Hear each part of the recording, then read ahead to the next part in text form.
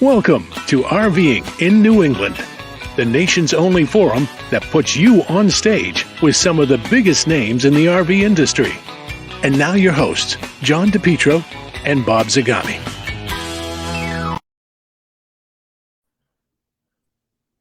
Hi, everybody. There you are. It is Wednesday. Those two handsome guys up on that video, that is really cool. Yeah, it is. It's really cool. And special thanks to our friend Dan Craffey, who made that all possible. Yes, he did. And we are live. And Bob, tonight, you know what? You hate to say it's mid-season, but it's more than mid-season. You know, when I was thinking about our program, that's exactly what I thought about. And I said, man, this is August already. I mean, we have no free weekends left. We've got camping this weekend. We've got camping next weekend. We've got the camping the following weekend. Then coming up in September, we've got that big event down at the world famous Normandy Farms. And I should say this.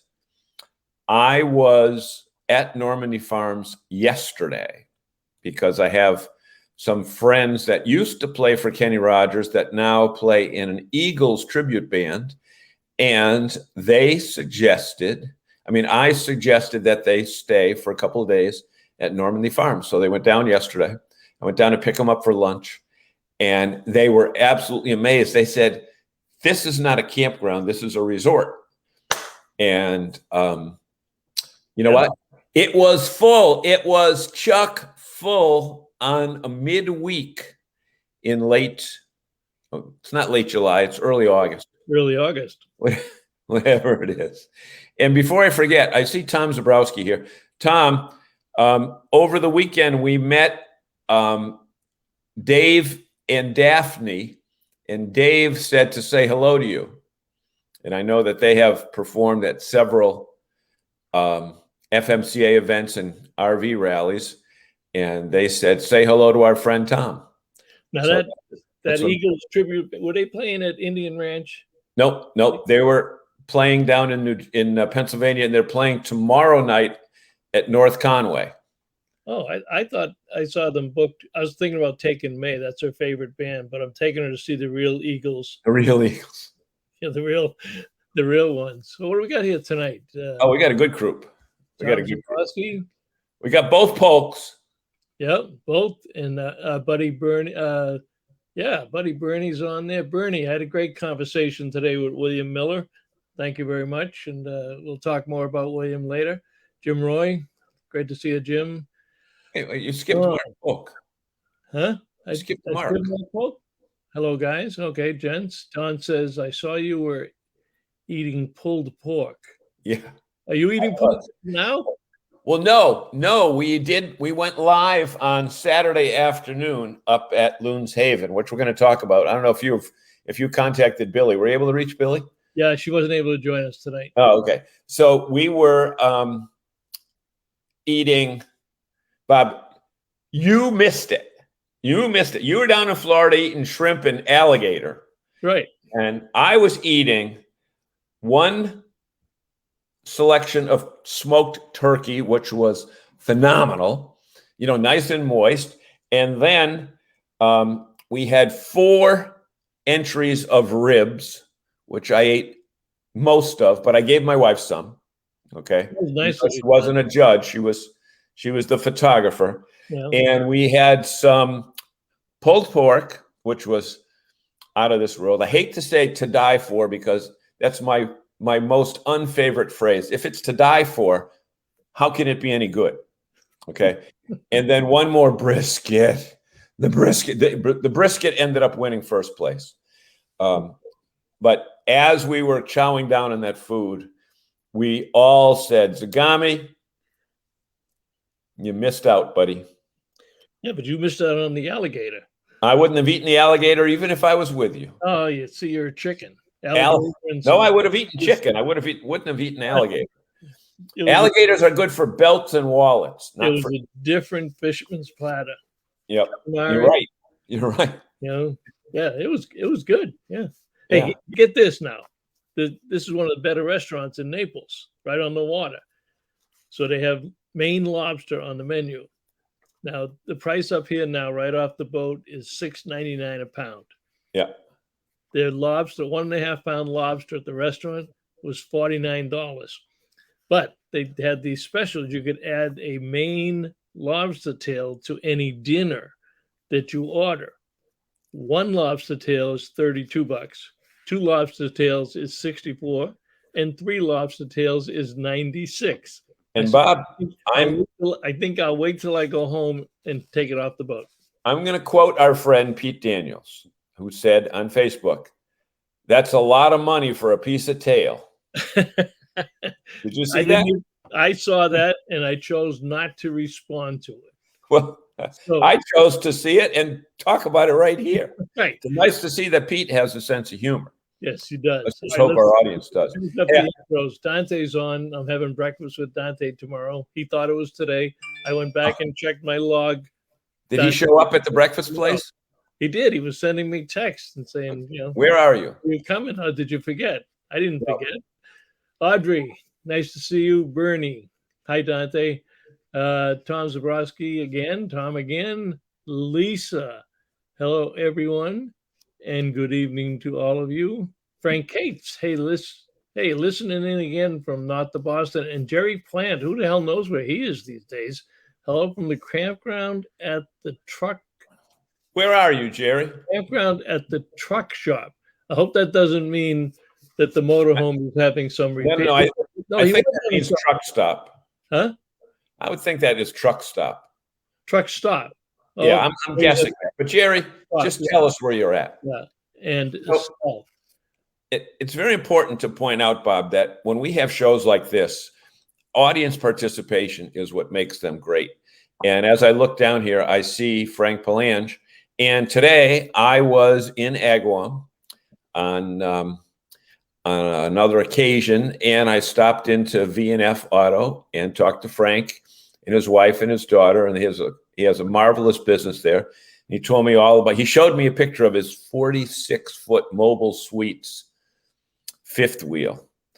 And, but let me tell you, we talked about, because Frank is in the automotive business, and I said to him, just like we had talked about last week, what do you think about these electric pickup trucks? And he said, if the range is going to be diminished considerably pulling, I think he said his unit was 26,000 pounds. I don't know, whatever he meant by that. Easy, yeah. No, the total weight. You're right. I mean, they publish these statistics on, lightweight vehicles and lightweight towing stuff, but they get up against some of these really huge fifth wheels. They don't, if they get 200 miles out of a charge, they're going to be lucky if they get 50. It's really going to be an issue. And I saw something the other day that it was GM that over half of their production in 2025 is going to be electric vehicles. Yeah. And you know what? Frank is a professional in that automotive field. And he said the fact that they're pushing these on us so much is going to create problems because there's not going to be enough research. And as you and I talked about last week, and I'm sure that many of our viewers right now may want to chime in on it, is that if you're driving up to the state of Maine and you've got an electric pickup and you're nearing the end of your battery range and you want to pull into one of those service centers, if you had gasoline, you're in and out of there in 5 minutes. But if you've got a charge, how long is it going to take to charge? But just as importantly is how long is it going to take to charge? When you're pulling a travel trailer, either a shorty or a big fifth wheel, how are you going to position yourself so that you can charge the vehicle, the truck, the tow vehicle, the towing vehicle, without totally messing up the traffic flow in the right? They haven't thought about that because one fifth wheel can block 5 charging stations. Exactly, if they go sideways. Right. Right. We mentioned last week that if you thought, if you got pissed because you had long lines at the dumping stations, you're gonna spend the day. You might as well park it and go have lunch or something. But you mentioned our audience before, and if you remember last week, we were kind of sponsored by Go Power, and Eva Middick gave us 5 of those Durapack portable Yeah. solar panels. Yeah. And I chose to pick out the 10th, the 20th, the 30th, 40th, and 50th comment, which I finally got around to today. So, with a little drum roll, John, we will announce our 5 winners. So, Lisa, who's already on here tonight, you have got one coming. Frank Cates, Walter Swenson, Diane McNamara, and Kim Foley McKinnon. And Diane McNamara she must be Irish and must be lucky, because her 40th comment was the one that Diane, I don't know if you remember, it was the one that Diane said, pick me, pick me, pick me, pick me. Yeah. And as I'm going down the list, that was the 40th comment. So we'll show them again on the half hour. But let's jump back to the comments. Anybody got anything they want to talk about here? Well, Jerry Plant is in Lexington, Virginia, and I think Lexington is where I got sick back in April and ended up at Jerry. I think, if I'm correct, Lexington is the home of the Stonewall. Listen to this name, Bob. Stonewall Jackson Memorial Hospital. Okay. Well, I'm sure they changed the name by now, because if they were changing the name because it was politically incorrect. Yeah. It was politically incorrect. That was April. Oh, okay. Jerry, was it you that published that? Yeah, I think I saw the picture of the campground that you're at in a truck stop, different than Ohio, but it looked like a regular campground, just like 4 or 5 campsites. It says the truck stop has a campground right off I-81, and that's halfway down Virginia. Yeah.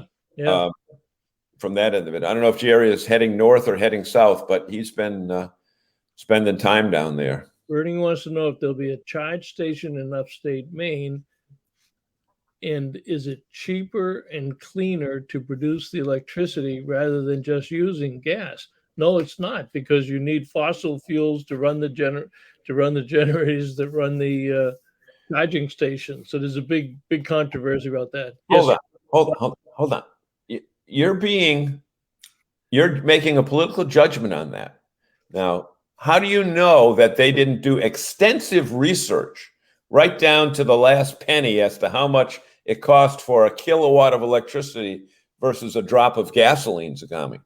I think that you should because I follow the science, and I read the science report on it. So true. In this case, don't follow the science, follow the politics. Well, that's all we're going to say politically, but all of a sudden, just electric trucks come out. Just like the other science, there's 2 sides to it. There's 2 scientists that have different opinions. Yep. He's buried. Jerry Plant says he's buried there. Old Stonewall's buried there. Good evening, Gabriel. Right. And that's why he's at that hospital. They might have killed him. I never win anything. However, this past year has been very fortuitous for me. This is a prime example. Well, Lisa, now once we get these in, you got a great excuse to have coffee with John and I, and we can deliver it in person. Yes, DePietro, what is it? We've got an issue here. We've got an issue, and we got to clear it up right now. The side conversation? Nope. Lisa used the word fortuitous. Yeah. Lisa, you can't use big words like that. A lot of Zagami doesn't know what it means. I do, because I'm obviously master of the English language. Why don't you just say lucky? Okay. So, Lisa, that's your warning. You cannot use the word fortuitous again, because we don't want to have people tuning out the show because they don't know what the heck a word means. Or, turning off and trying to find a dictionary. Excellent. Sounds great. Now I just need a rig. Well, summer's getting short. The camping season is running out. But don't forget, Lisa, you can rent a cabin. You can rent a park model trailer in many campgrounds. You can rent a yurt. You can do all kinds of things like that and have that available. So what would you like to talk about, John? Well, we've already been talking. Yeah. So we've been talking about what we've been talking about what we've already been talking about. But what we wanted to do, the focus for this show, because of course every show we do has a focus, right? even though we don't prep for it, we do have a focus. And the focus of this show is, how has your camping season gone so far? So let's ask our audience if they want to just write in and say, have they done more camping this year than before? Have they been rained out? Because look at that month of July, Bob. Our friend Marcia Galvin, when I talked to her in, I don't know, just before 4th of July, no, just right after 4th of July, she said, we're going for the trifecta this year. We got rained out on Memorial Day. We got rained out on 4th of July. Will we get rained out on Labor Day? However, her place was full yesterday. Have you camped more? And do we have any first-time campers here? And Audrey Foley, she is a weekly camper. Audrey, tell us what you're seeing in the campgrounds. Are you seeing new people? Because one of the things that I noticed, Bob, when we stayed at a campground down in New York State 2 weeks ago, the number of new rigs that were pulling into the campground, this was a pretty big campground, was absolutely amazing. And you could tell they were new, number one, because they looked new, and number two, because they didn't know how to back up. So, from that perspective, are there new people? And while we wait for the comments to come in as to the camping season, tell us a little bit about what you did this weekend, and I'll play the video real quick here. Okay. Well, I went up to the 60th anniversary of Loon Haven Family Campground in Naples, Maine. And it's right on Tricky Pond, real cool name. And you know what? It's one of the few, I think it's the only campground that I know of that has 2 boat docks, 2 beaches, and a place where kids can fish. And, it's an interesting, because of 150 spots, 130 of them are seasonal. And they had a potluck dinner on Saturday night and the barbecue contest, which, was fantastic. But interestingly, the huge difference that I noticed in a seasonal park versus an overnight park is the environment. Everybody knows everybody. And we talked to some people that they've been there for 49 years. They used to come when they were kids, and then they came, with their parents. Then they came themselves, and now they're bringing their kids, and their parents are still there. So that family had 3 generations there. Okay, so let me play the video, and I got to do a warning before for you folks. Keep your hand on your volume control. You may have to increase volume. It was fine on John's machine. By the time it got to my machine, it's a little bit lower. So turn your volumes up for this one. And Billy, we've got so much activity here during the 60th anniversary. Tell us a little bit about what's planned, and a little bit about the campground. Yeah, so we had a bunch of events already. So last night we had a cake cutting. We had a huge cake. It was 3 feet by 2 feet, weighed over 50 pounds. It was really nervous. Was that it right over there? It was over there. I saw it last night on video. Yeah.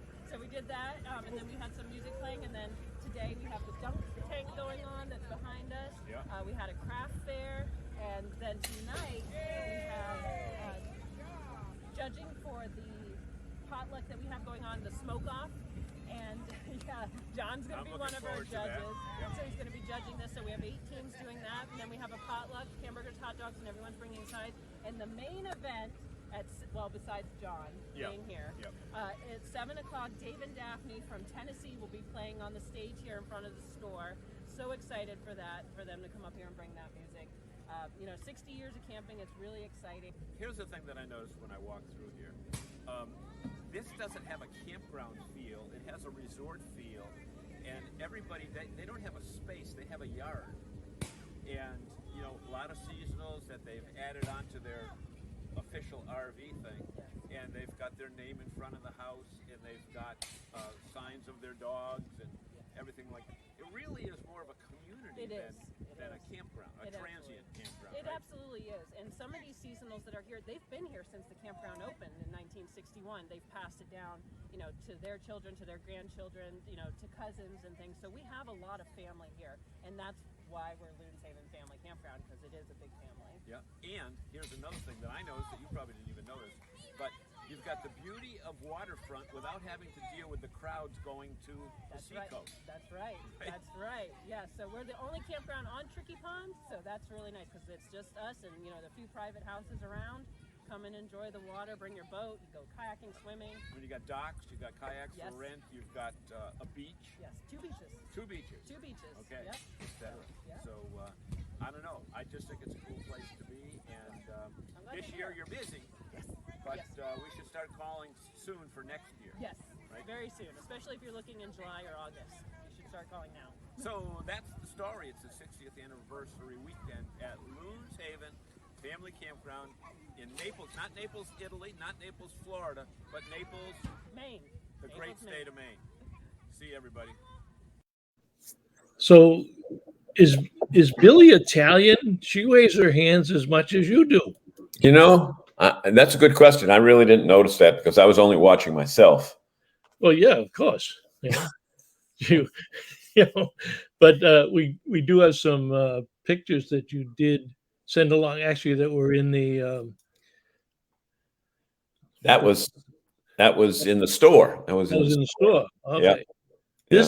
This is really amazing when you think that they are the only campground. 2 of those, Bob. They have 2 of those docks. 2 of them. Yep. So people bring their boats up. They got their RVs. They have their boats, and they're sitting up there on Tricky Pond. Ballpark, John. How many boats do you think were there? There at least 30. Wow. At least 30, because again, if you're seasonal, you bring the boat up at the start of the season and you keep it there. So you're not schlepping it back and forth every week. Yeah. That's so much like your seasonal model. And I think you said that 130 of the 150 sites are seasonals. Yeah. And let me tell you, I think there might be some other pictures there where I show the decorativeness of those. And at night, it's absolutely amazing at night because everybody has those string lights. And, some people, Audrey, I know, think you know what I mean when I say they have those what do you call it? Palm trees, the Jimmy Buffett palm trees. Oh, yeah. All over the place. The lighted ones, right? Yeah. And again, depending upon the site itself, some of them were yards where, like your own place, they were able to put a screen room on, and then they have room outside to park 2 or 3 cars, and then they have room for a giant fire pit. So there's so much there, and as an overnight person, I don't usually like going into seasonal majority parks because people kind of look at you like you're crazy. But you know what? As we walked around and, again, I had this shirt on, but everybody said hello to my wife and to me. Wait a minute. They didn't say, look, it's John DePietro. Well, they did. But see, Billy was smart. She had security with me in case anybody, wanted to get my autograph or anything else. So, and did they line up? I was going to say, they line up outside your motor coach and, asking for. It says John DePietro autographs at 11 on the side. Yeah. Yep. They were there lined up as far as the eye could see. So I think I have some photos of that. Maybe you choose not to show them because of your jealousy. But nevertheless, Trey Plant says you can buy the palm trees at Majors. Yep. Those palm trees are so cool. Yeah. And look at Frank Palange. Oh, by the way, Frank Palange, Donna Safford, Donna Fleury said to say hello. Okay. So she was trying to hit him. Audrey, that was right. Now that's interesting. Audrey says she got the audio 100%. Oh, very hard. Very hard to hear. Yep. Oh, she had hers up. I had mine at 100% too. Yeah. But on mine, it works fine. Frank Palange going to Maine on the 12th. Whereabouts in Maine? Frank, you're coming up here to Wells or Old Orchard. If you do, then you can buy me a Jack Daniels. Estelle, great so far, going in 2 weeks to Meredith Woods, bringing the grandkids for the first time. They are 8 and 10. Meredith Woods, Estelle, is that the one where you buy the lots? You actually own your lot on that one? Frank says, have done the most camping ever, raining more than usual, but didn't stop my plans. I never canceled a trip for rain, ever. Not ever. And you know what, Bob? We have said this, and our friend Dwayne said it, when we talked about, the main slogan of the Winnebago people. The rain is not going to stop RVers. It might stop tenters, but if you've got an RV, although I shouldn't say that so quickly, because the people across from us the other night had a tent, and we talked to them how they did it on Thursday night, which was a monsoon up there. They said the water was running right underneath us, but they had put down those blue tarps, so they were safe. Don Haas wants to know if we can see how long John can keep quiet. Who said that? Don Haas. Where is she? Right after Jerry planned, right after Don Polk saying, I love the Biltmore. Have you been to the Biltmore, John? No. In Asheville, it's phenomenal. Absolutely phenomenal. Oh, Asheville, no. Yeah. No. I Jerry don't. says a lot of RVs on the road, and it's been hot. Oh, he's going to Bailey's. I was in Florida all week, and it was 90, 93 to 95 almost every day. Hot and humid, and a thunderstorm every afternoon. They'd come in and go out, and it'd be all over in about 20 minutes. Frank Palandra's going to Bailey's. Oh, Frank, you're right around the corner. We'll have to get together. Oh, tell me when the steaks are on the griddle. That's even better. I'm right around the corner. Audrey says, do not ever cancel during the rain. Right. Estelle says, no, Bob, there are a lot of seasonals. They have a few sites you can reserve for the week.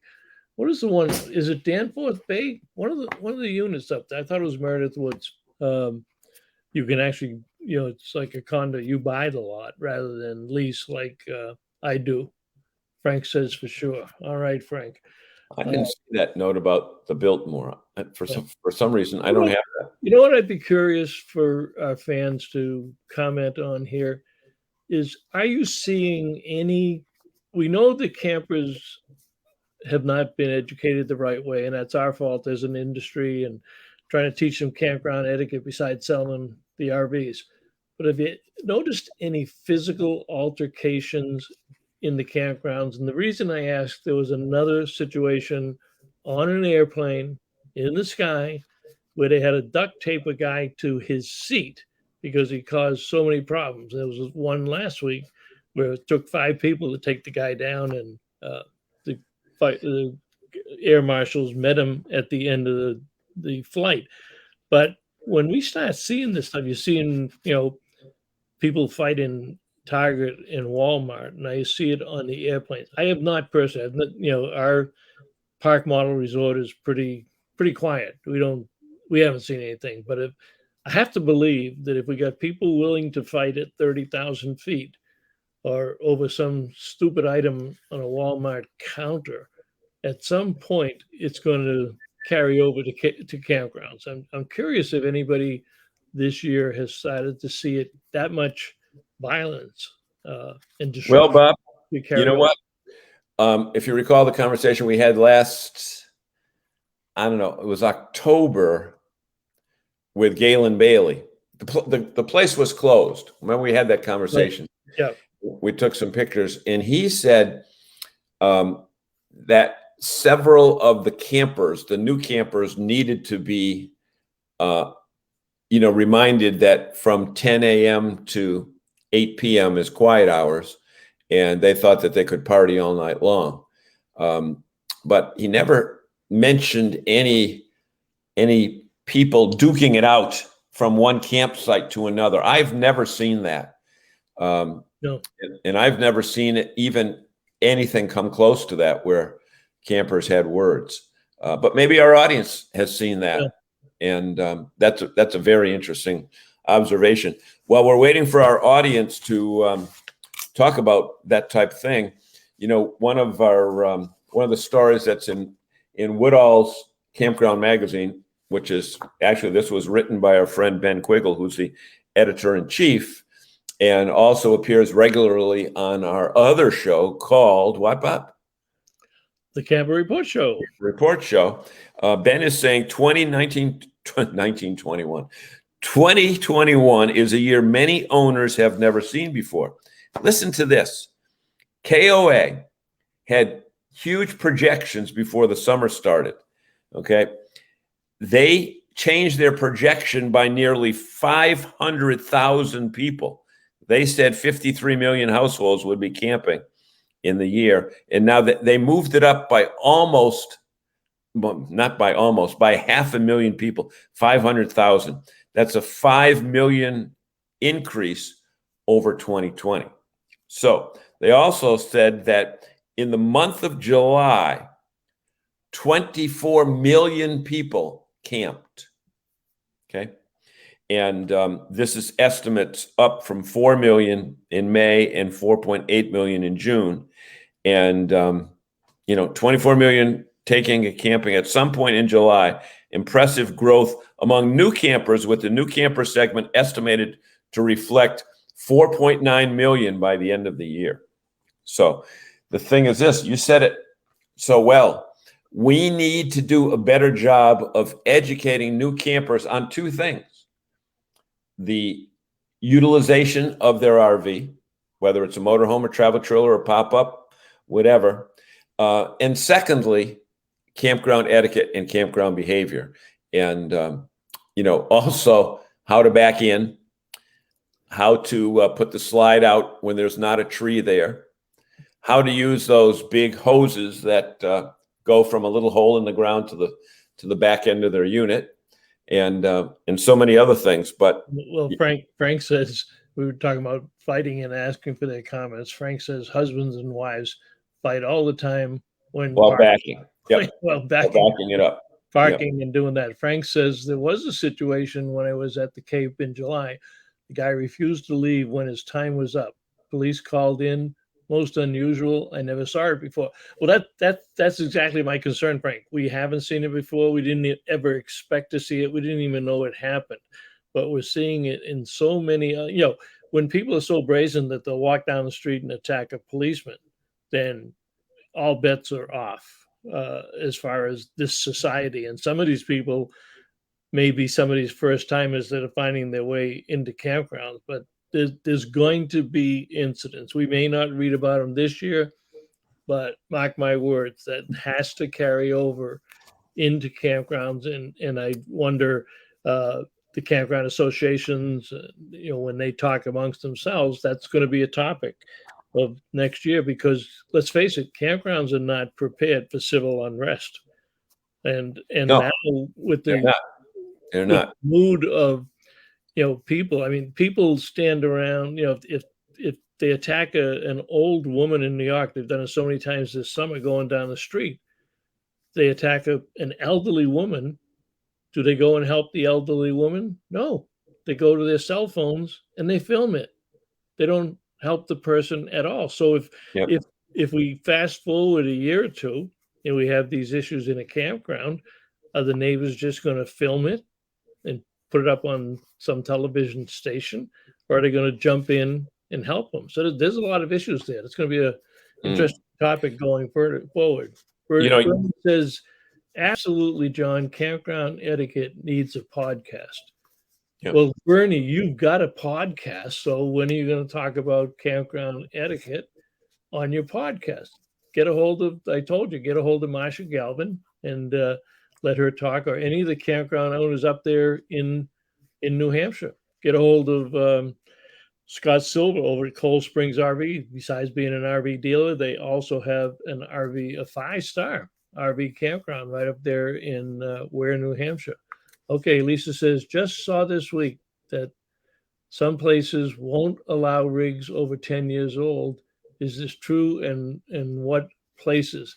Lisa, that is an age-old issue in the industry, and many campgrounds do that to keep out transient people or people who are not taking care of their rigs. The advice on that is, if you have a 10-year-old unit. Now, some campgrounds ask when you're making the reservations. If somebody has a 10-year-old and they say, no, it has to be less than 10, say, may I please send you a photograph? because I can show you 50-year-old RVs. Just ask Jim Roy at Silver Moose Restoration. If there's a campground in this country that wouldn't accept an Airstream or vintage trailer restoration from Silver Moose Restorations, then A, they need their head examined, and B, the person doesn't need to camp there. Did you have a comment on that, John? Yeah, Audrey brings up a good point here. Problem is, people have been on lockdown for a year and have been trolls on social media are going to carry over their aggression to behavior, their aggressive behavior in person. See it all the time. Audrey, give me an example of anything that you may have seen so far in your travels this year. And, you're one who's probably ventured the furthest from New England to see that. I mean, I've only gotten out to Western New York. I'll bet Frank's covered a pretty good chunk of. Yeah. Well, actually, Jerry's down there right now. Yeah. But, you talk about campground associations, and several campground associations have reported huge increases in visitors to their park, and including an influx of new campers. And in Ohio, they're very busy. Bookings are busiest in years over last year. And in Virginia, told Woodalls that park owners are seeing the highest reservation numbers they've seen in years. For some, it's the most they've ever had. And it's certainly new campers in addition to people old and new.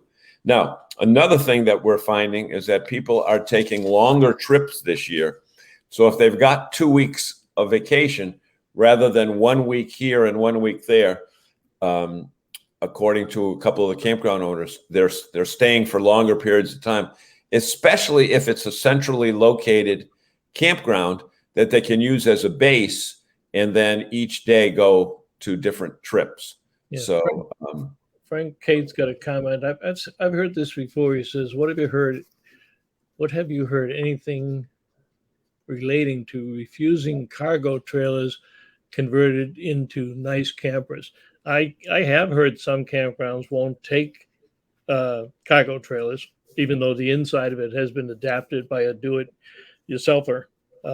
Again, I would send pictures to the campground if they gave you that kind, but most of the time they don't ask. They just say what kind of trailer, and you say travel trailer, and I'm not sure people would say I've got a cargo trailer, but they do convert those a lot. Jerry says, what was the other one? Oh, the issue is people dumping their trailers, their junker campers at a campground instead of paying to have it towed to a junkyard. They buy one night at the campground, they disappear, and then it's up to the campground. I've heard those situations also, and that is one of the valid reasons why campgrounds don't do it. But people will find a way, And that's then it takes months to get legal possession to have it towed. Site's unavailable when the camper is there. Yep, it's locked up. It locks up a site. Yeah. And you know what? If you've got a lot of empty sites, it's no big deal. But when every site is occupied, it is revenue out the door. We go back and jump on our witness from last week. I want to repeat it for people that aren't on. Last week, we had 5 solar panel portable solar charging units that will charge your cell phones and other devices. You can charge a cell phone 3 times fully charged. It's called DuraPack. It's by GoPower, and it is in the retail space sometime in August. At the retail price of $50. They were kind enough to give us 5 last week to give away, and we gave them away to the 10th, 20th, 30th, 40th, and 50th comment, and they go into Lisa Tavicoli, who's on tonight. Frank, you win one. You were the 20th comment. Walter, not sure where Walter is today. He's had a busy week, but he was 30th. Diane McNamara was the 40th one. If you were on last week and you remember, that was her comment that said, pick me, pick me, pick me. Well, the lottery came out in her favor. And then Kim Foley McKinnon, the Massachusetts State Director, she had the 50th. So the ideal thing is to get used to commenting more, because we'll do more contests like that. And, it's pretty tough doing it some other way, but noting the number of comments that we have, Yep, you can do that.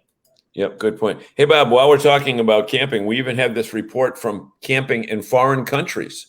And it's very interesting. In New Jersey, considered a foreign country by many, campground owners are reporting a banner year, according to Joanne Del Vecchio. executive director of the New Jersey Campground Owners Association. We talked about them earlier this year because they had their annual meeting down in Florida, Right. instead of in New Jersey. And, she's a nice lady. She called me right away. And I only joke about New Jersey being a foreign country, but she says New Jersey campgrounds are reporting higher than average occupancy, not only on the weekend, but midweek as well. And reservations are coming in faster than normal for the fall season. That's another thing. I think people are not going to be putting their units away at Labor Day, like many of them tend to do, because they can't go for a week at a time. But we've heard both from Marcia Galvin and several other campground owners that, they want to even extend beyond October 15th and try to stretch it right up to the 30th of October, depending upon where, obviously, the more south they're located, the easier that is to do. Well, Go RVing did a report on that this week also, that they see it much later into the fall for almost all of the campgrounds. So they'll pick it up. And the fact that even locally, the fact that we had so much rain in July, they're going to want to stretch it. And we have not had bad winters the last 2 or 3 years. So if the campgrounds stay open, the campers will come. I think that's the message there. Yeah. We should tell our viewers that if they are interested in getting a daily newsletter about the camping, not necessarily the industry, because there's a lot of consumer news on it, Woodall's Campground Magazine is available. Subscribe for free. Just go to Woodall's CM, WOODALLSCM.com, and subscribe and tell them John and Bob sent you. Really good news, really great, interesting news on that. There you go, WoodallCM.com. Put that up there. It's a free subscription. Yep. And, we've got a lot of new people here.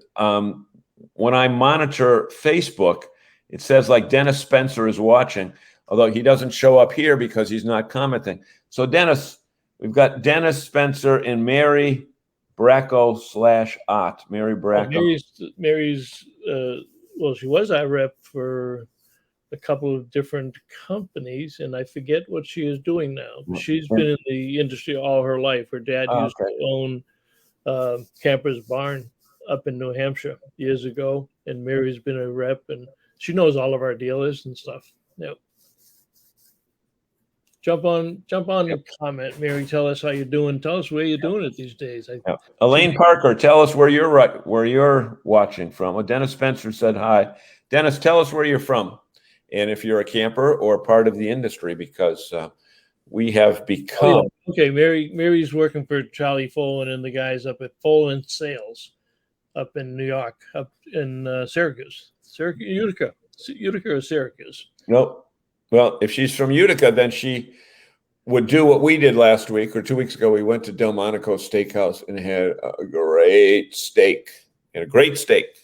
Before we went camping. It was our last hot meal for a while. Mary, Mary's in Syracuse. Syracuse. Are you still covering the New England area, Mary? Or are you doing something inside at Folan's, or are you still on the road? Audrey says, I'm trying to get into a campground in Sturbridge for our group of 18 plus rigs for Memorial Day weekend 2022.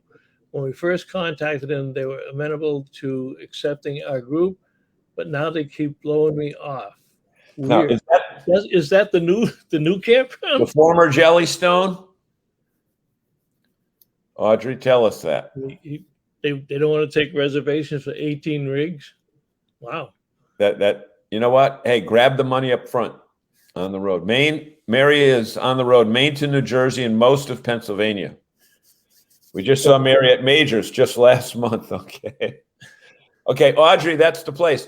Audrey, let's see if Bob can make a call to those people and find out what their reluctance is. I met the manager over there, and she was a very nice person. Tell me who you're talking to out there. Let me see if I can move somebody out there.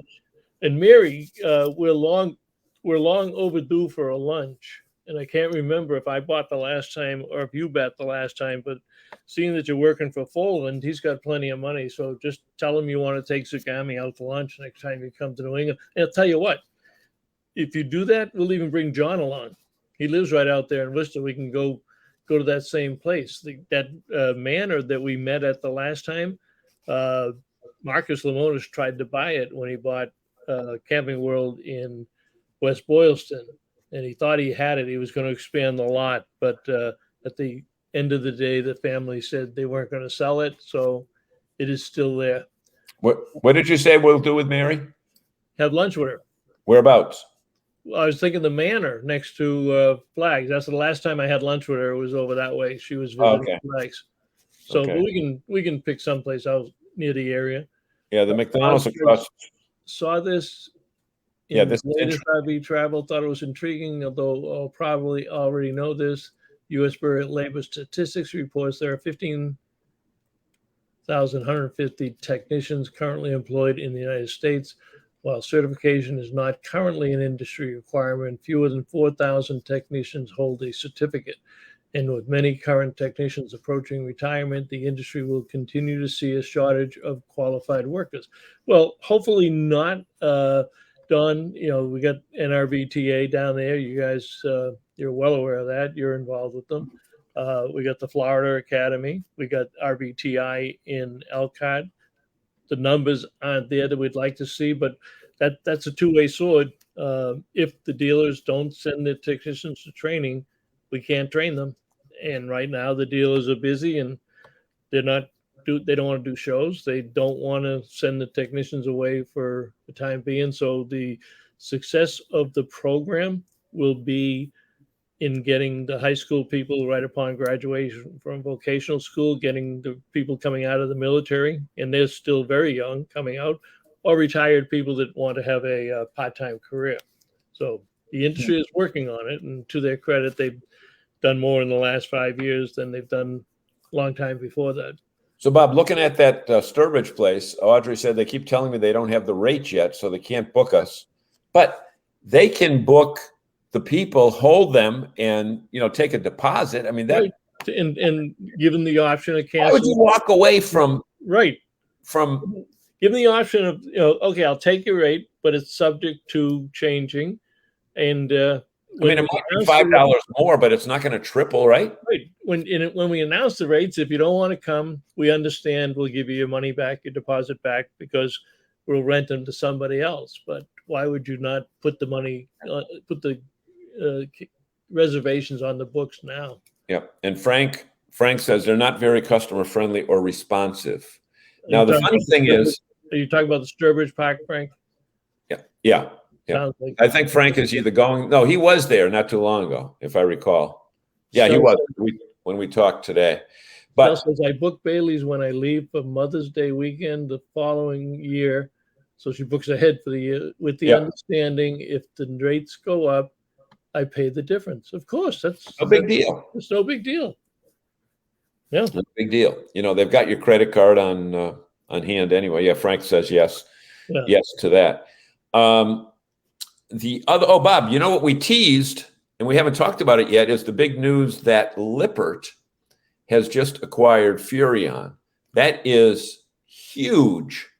Huge. It is huge. And now, Mary, that's just like Fusillo. It's huge. It is unbelievable.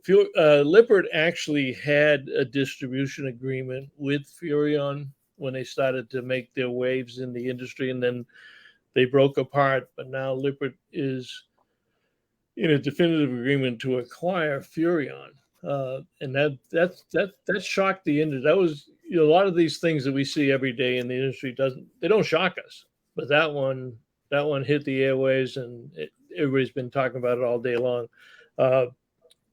Maybe Lippert will move their corporate headquarters into that Furrion Technical Center, right? Yeah, that's a beautiful building. Got a tremendous, and Furrion's just continually building. I'll tell you what surprised me on that. The early reports were that Furrion was doing about $230 million in sales. I would have thought that they were bigger, given the amount of penetration that they have made over the last few years. But that's still a very healthy number. But that's a real feather in the cap of Jason Lippert, who has just done an amazing job of acquisition, growth by acquisition. Since you Well, Bob, it's interesting. That was one of the points that I wanted to bring up. The interesting part about Lippert, which 10 years ago, you didn't know who they were. They had a tiny little logo, and they made stairs and they made doors and other stuff. But they've gotten much more visible with a bigger logo and a new logo, et cetera. But at the same time, their growth has been both building more product as well as acquiring companies who still build the product somewhere else and they distribute, but they own. So that's a very unique growth plan, and I think that should be noted as well. So let's see what happens, because many times when there's acquisitions, there's a change in the quality. But again, if you're not going to mess with the production of the product, then it shouldn't have any change. No. And that is, Furrion is an outstanding product line, and and they're built for RVs. They're weather tested for RVs. They're bounce tested. Their TVs are actually built to get bounced up and down the road. So that's going to help both companies. And they have a helicopter too. They did a helicopter with a hot tub in it, and that was the motorhome with the hot tub. And the helicopter was off the back. Right? I've yet to see a helicopter with a hot tub. Right, but you probably don't. Right, don't want. So the interesting thing, the big dilemma now is, will Lippert still rent the headquarters to Don Clark for his extravaganzas for Grand Design at RV Open House? You'll have to renegotiate. Yeah, exactly. Michelle Castellucci says somewhere there needs to be an app or email notification system that notifies of cancellations of campgrounds. Bob, but we just talked about this week at Michelle. RV, Bob, can you type this in? Yeah. RV drop spot. Spot drop. RVspotdrop.com. Spot drop or drop spot? Nope, spot drop. Spot dropped into your email. Let me look at it while you're doing that. RVspotdrop.com. Yep. And it's $9.99 a year. And you sign up, you tell them where you want to go. And they have hundreds of RV parks that whenever a last minute cancellation comes up, they send it to you. RVspotdrop.com. Yeah, you got it right, Michelle. Yeah. Now, Michelle, are you in relation to Frankie Valli? Because if I recall correctly, that's his last name. And he's still out there singing. Still out there singing. It's still out there. Yep. Yep. He's about 85, 86 years old now. Now, him and Tony Bennett. Tony Bennett's in his 90s, and they're still booking him. They're booking him down at Mohegan Sun. I checked his age the other day. I saw the ad, and I checked his age. I think he's like 93 years old. Yep. Yep. One of the things that I heard, one of the backstage stories that I heard about Tony Bennett is that when you put him on stage, he's in his element. And, everybody today has, what do you call those things? Teleprompters for their words. Yeah. But they said when you take him off stage, he doesn't know who he is or anybody's around. I don't know if that's true or not, but that's what I heard. Lost connection. Things from Spot. Michelle, reduced pricing. I don't know anything about it, Lisa. No. Just take a look at it, Lisa. RV Spot Drop, or just look at the Camper Report Show. Bob, if you can, put that link up. Is that your guest interview this week? Last week. Last week. Okay. Yeah. Okay. Discuss does that. Some of the Reserve America campgrounds. I wonder if there's cancellation, you'll be notified. Yeah, works great. I've gotten reservations many times that way. Yeah, RV Spot Drop. I think I can look at it.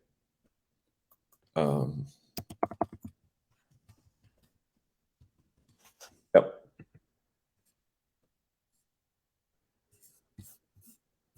And the Camper Report Show is on YouTube. So you search YouTube for the Camper Report Show and you'll get a whole playlist. The one that we're taping this week is our 46th one. So we're coming up on our big 50th show, and we'll have something special for that. We're going to tell you right now what that is. Who's your guest this week? This week is the RV blogger. It'll come out on Friday. It comes out on Fridays. At noontime. And Mike Scarpinetti and his partner Susan, they have some videos up there. They've got about a couple hundred videos up there for newbies, and they feature educational products by RV Education 101. Our friends, Mark Bill and Polk, and but they got some videos, a couple of videos that he's got 2 million views on it, and I want to slap him in the face because we've been doing this for much longer than him, and we don't have any videos with 2 million views. Oh my God! So that'd be good. All right. Good old call incessantly has worked for me. Got 4th of July. You know what? I said, how are we doing time wise? We get down to 3 minutes. Oh yeah, we're down to 3 minutes. You know what? Let me tell Michelle, and let me tell all of our other viewers this: do not let a no vacancy sign prevent you from camping that weekend. You don't necessarily have to be in pain and call every hour, but I have gotten 4th of July reservations at 11 in the morning on 4th of July just by calling and saying simply, have there been any cancellations? Have there been any cancellations? And ironically, the person at the other end of the phone says, did you know that we just got a cancellation 2 minutes ago? So we make that, you don't make them upset at you. You make them happy because you sell them out and they don't have to, do any promotion on it. As Frank's got a good point here. He says, one can get on the notification list with Reserve America. A lot of campgrounds reserve through them. At least that's my experience at Salisbury Beach State Reservation Campground. They send an email stating sites available, so you get notifications. Yeah, I didn't know that. I will find out about that because that place, well, no, the Salisbury Beach is a little different than the one at Hampton. At Hampton. Yeah, Scusset too. But the Hampton one is amazing because it's right on the water. I mean, Scusset is too, but I'm not crazy about Scusset from the fact that you need a hose that's about 200 yards long to hook up at some of those sites. Let me tell you, folks, whoever the designers are at state-run facilities are not the campground designers at private parks. There's such a huge difference, I'm sure. I mean, we could talk about that on a show all by itself, but we've only got 1 minute left. And Lisa, thank you so much for joining us tonight. And Bob, we need to give a round of applause to our audience for carrying the show for us. That's right. Providing. Always good to do one of these every 2 or 3 months and just all the content. Our head down and answer the questions. Jerry says, I got on the cancellation call list at Anchor Down, and they called 2 weeks before the trip. Oh, okay. Yeah. All right. Well, we are at the end of our time, which means we have to do our new closing video. We similar to the other one, we just took out the advertising for Lee's Family Trailer Sales with the permission of Dan Craffey and working with Todd LaSalle, who does a tremendous job on these creative videos for. Jim Roy made it back for the end of the show. Who did? Jim Roy. I had to run to the shop, but made it back for the end. He always likes that because then we mention him. Yeah. All right. So we will see you folks next Wednesday. Join it again. Don't forget the winners from last week for the Durapack, and I'll be getting in touch with you to make sure we get that to you as soon as possible. And we'll put up the closing video and travel safe, and we will see you next week. This edition of RVing in New England was a presentation of the New England RV Dealers Association. Thanks for watching, and be sure to like us on Facebook, YouTube, and Instagram.